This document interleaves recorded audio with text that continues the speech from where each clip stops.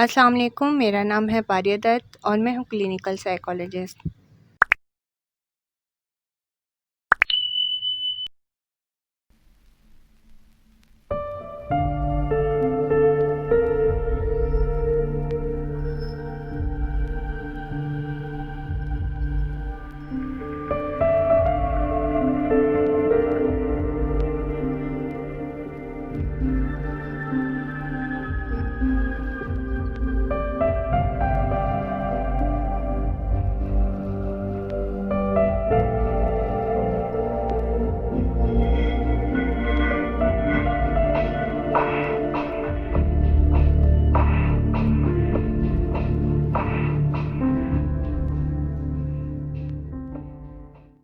بچپن کے ہمارے تجربات اور واقعات کا اثر ساری زندگی ہمارے ساتھ رہتا ہے۔ یہ ایسے لمحات ہوتے ہیں جو آپ کے ساتھ سائے کی طرح رہتے ہیں۔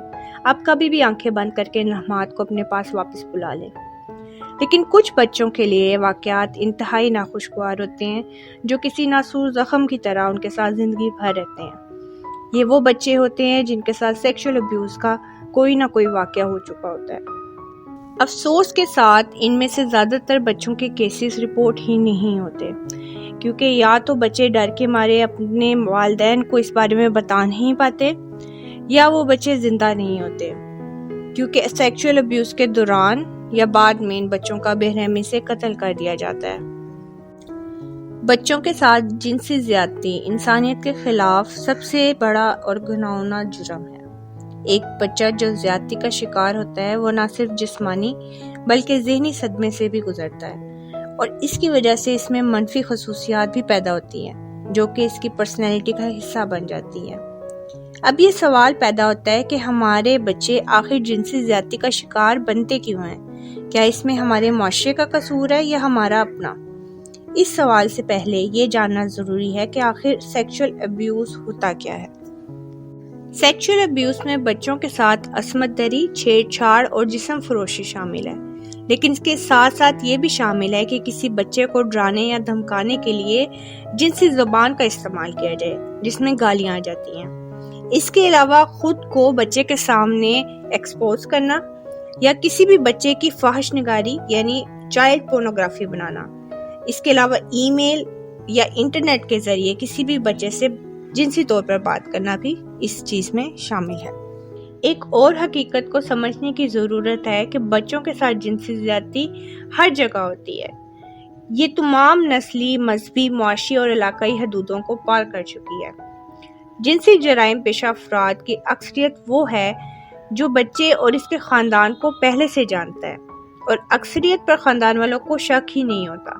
یہی وجہ ہے کہ والدین یا سربراہ کو اندازہ ہی نہیں ہو پاتا کہ ان کے بچے ابیوز کا شکار ہیں۔ عام طور پر بچے کو ہمیشہ یہ بتایا جاتا ہے کہ اس کا گھر ہی ایک محفوظ جگہ ہے، جبکہ گھر سے نکلنے کے بعد اسے محتاط رہنے کی ضرورت ہے۔ اسے ہمیشہ چوکنا رہنا چاہیے، کسی سے بات نہیں کرنی چاہیے، کسی کے ساتھ جانا نہیں چاہیے۔ لیکن وہیں پہ ہم اپنے گھروں میں موجود ایسے لوگوں سے جن کو ہم فادر فگر یا بردر فگر مانتے ہیں، جن میں ماموں، چاچو، کزنز، دور کے رشتہ دار یا ایسے لوگ جن سے کوئی خونی رشتہ تو نہیں ہوتا پر سالوں سال سے وہ ہمارے سامنے ہوتے ہیں، جیسے محلے کے لوگ وغیرہ، ایسے لوگوں سے ہم بچوں کو ایک پرٹیکولر فاصلہ رکھنے کی تعلیم نہیں دیتے۔ اب اس بات کا یہ مقصد نہیں ہے کہ سب ایک جیسے ہیں، کیونکہ ایسے ہی لوگ بہت سی فیملیز میں ایک مثالی کردار ادا کرتے ہیں، لیکن جو بھی ہو یہ آپ کی ذمہ داری ہے کہ بچوں کو ایسے واقعات سے بچانے کے لیے گڈ ٹچ اور بیڈ ٹچ کی تعلیم دیں۔ افسوس کے ساتھ ہماری سوسائٹی میں اس بارے میں زیادہ بات نہیں کی جاتی، اور خاص طور پر بچوں سے اس بارے میں بات نہیں کی جاتی۔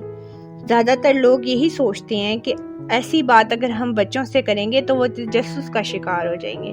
حالانکہ یہ بات آپ کو سمجھنی چاہیے کہ اگر آپ یہ سب باتیں نہیں کریں گے تو وہ کسی اور سے سنیں گے اور سیکھیں گے، اور ہو سکتا ہے کہ آپ کے بتانے سے تو بچہ تجسس کا شکار نہ ہو، پر کسی اور کے بتانے کا انداز کچھ اس طرح سے ہو کہ بچہ تجسس کا شکار ہو جائے۔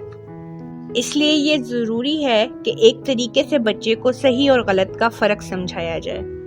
اور ہر ملنے والے سے بے شک وہ آپ کا کتنا ہی پراعتماد کیوں نہ ہو، بچے کو ایک خاص فاصلہ رکھنا سکھائیں، کیونکہ اگر کبھی انفارچونیٹلی بچہ سیکشول ابیوز کا شکار ہوتا ہے تو اس واقعے کے بہت نیگیٹو ایفیکٹس بچے پہ پڑتے ہیں، اور یہ ایک طویل عرصے کے لیے ہو سکتے ہیں، جس میں ایٹنگ ڈس آرڈر یا سبسٹانس ابیوز ڈس آرڈر یا سیکشول ڈس فنکشن جیسے مسائل پیدا ہو جاتے ہیں، اور ان مسائل کی وجہ سے بچے میں پچھتاوا اور شرم پیدا ہو سکتی ہے، یا دوبارہ شکار ہو سکتا ہے، یا ہونے کا خوف پیدا ہو سکتا ہے، ساتھ ہی اس کی خود اعتمادی میں کمی آ سکتی ہے، ڈپریشن کا شکار ہو سکتا ہے، اور آگے جا کر رشتے میں بہت ساری دشواریوں کا سامنا کرنا پڑ سکتا ہے، کچھ اور دوسرے ڈس آرڈرز بھی اس میں پیدا ہو سکتے ہیں۔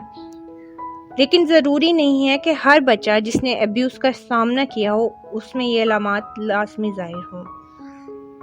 اس لیے کوشش کریں کہ سب سے پہلے اپنے گھر میں بچوں کو اچھے اور برے کی تعلیم دیں، اور دوسرا ان میں اتنا اعتماد پیدا کریں کہ وہ آپ سے کھل کر بات کر سکیں، ان کے اٹھنے بیٹھنے پر نظر رکھیں، ان کے بولنے پر نظر رکھیں، اور خاص طور پر ان کے بیہیویئر پر نظر رکھیں، تاکہ اگر آپ کو کوئی بدلاؤ محسوس ہو تو آپ فوری طور پر اس کی وجہ جان سکیں۔